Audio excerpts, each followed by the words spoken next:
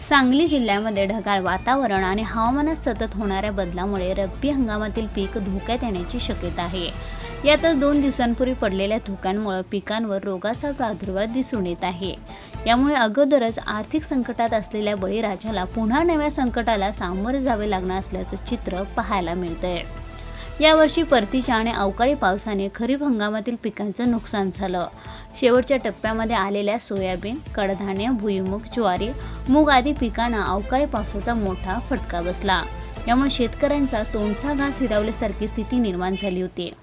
यामधून सावरत शेतकऱ्याने रब्बी हंगामातील पेरणी वेळेत केली.